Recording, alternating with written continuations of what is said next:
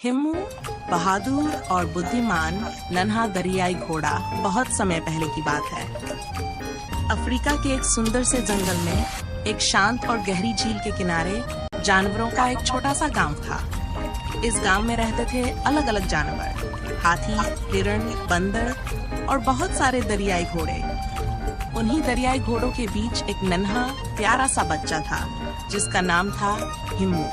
हिम्मू बाकी दरियाई घोड़ों की तरह भारी और मजबूत तो नहीं था, लेकिन उसमें दो ऐसी खूबियां थीं जो उसे सबसे अलग बनाती थी, उसका साहस और उसकी बुद्धिमानी। हिम्मू हर बात को ध्यान से सुनता, सीखता और जब बात आती किसी चुनौती की तो वह कभी पीछे नहीं हटता। एक दिन जब सभी बच्चे जानवर झील किनारे खेल रहे थे, उन्होंने रेस लगाने का निश्चय किया। चीता, हिरण और बंदर खुशी खुशी रेस के लिए तैयार हो गए, लेकिन जैसे ही हिम्मू दौड़ में शामिल हुआ सब हंस पड़े। अरे तुम तो मोटे और भारी हो, कैसे दौड़ोगे? किसी ने कहा। हिम्मू मुस्कुराया और बोला, दौड़ केवल पैरों से नहीं, दिमाग से भी लगाई जाती है। रेस शुरू हुई। सब जानवर तेजी से दौड़े, लेकिन हिम्मू ने झील के किनारे से एक छोटा सा रास्ता देखा जो झाड़ियों के बीच से होकर सीधा फिनिश लाइन तक जाता था। उसने वही रास्ता चुना और जब बाकी सभी जानवर घूमकर आ रहे थे, हिम्मू पहले ही पहुंच चुका था। सब दंग रह गए। वो दिन था जब सभी ने हिम्मू की बुद्धिमानी को पहचाना, लेकिन ये तो बस शुरुआत थी। एक रात जब पूरा जंगल सो रहा था तो अचानक एक अजीब सी आवाज जंगल के भीतर से आने लगी। गूं, गूं। सभी जानवर डर गए। शायद कोई शिकारी आ गया है, किसी ने कहा। सब अपने घरों में छिप जाओ, बुजुर्ग हाथी ने सलाह दी। लेकिन हिम्मू ने डरने की बजाय सोचना शुरू किया। उसने अपने दोस्त उल्लू से पूछा, क्या तुम उड़कर देख सकते हो कि आवाज कहाँ से आ रही है? उल्लू ने उड़ान भरी और लौटकर बताया कि झील के पास की पुरानी गुफा से वो आवाज आ रही है। हिम्मू बोला, हमें पता लगाना होगा ये आवाज क्यों आ रही है। वो अपने दो दोस्तों के साथ गुफा की ओर चला, उल्लू और खरगोश।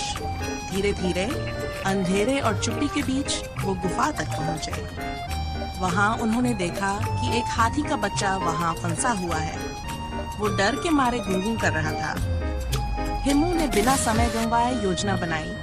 उल्लू को गांव वालों को बुलाने भेजा और खुद खरगोश के साथ मिलकर पत्थर हटाने में लग गया। जब गांव के जानवर पहुंचे, सबने मिलकर हाथी के बच्चे को बाहर निकाला। उसकी माँ खुशी से रो पड़ी। सब जानवरों की आंखें नम हो गईं। अगले दिन जंगल में सभा बुलाई गई। सभी जानवर एकत्र हुए। बुजुर्ग शेर बोले, हिम्मू ने न केवल बहादुरी दिखाई बल्कि सूझबूझ से एक जान भी बचाई। आज से वह जंगल का युवा रक्षक कहलाएगा। सब जानवरों ने तालियों से उसका स्वागत किया। दिन बीते गए। एक नई मुसीबत सामने आई। झील का पानी सूखने लगा था। गर्मी बढ़ रही थी और पानी कम हो रहा था। सभी जानवर चिंता में पड़ गए। बुजुर्गों ने कहा, हमें कुछ समझ नहीं आ रहा। झील सूख रही है और कहीं से पानी नहीं मिल रहा। तभी हिम्मू एक पुराना नक्शा लेकर आया। ये नक्शा उसके दादाजी ने उसे दिया था। उसमें एक छिपे झरने का रास्ता बना था। हिम्मू ने एक दल बनाया, हाथी, जिराफ और खरगोश के साथ, और निकल पड़ा उस झरने की खोज में। रास्ता कठिन था, कांटों से भरी झाड़ियां, पहाड़ों की चढ़ाई, लेकिन हिम्मू डरा नहीं। कई घंटों के बाद उन्हें वह झरना मिल गया। वहां से उन्होंने पाइप लगाकर झील तक पानी पहुंचाना शुरू किया। धीरे धीरे झील फिर से भरने लगी। पेड़ हरे हो गए, जानवरों की प्यास बुझ गई। अब जंगल फिर से जीवंत हो गया था। उस दिन जंगल में एक बड़ा उत्सव मनाया गया।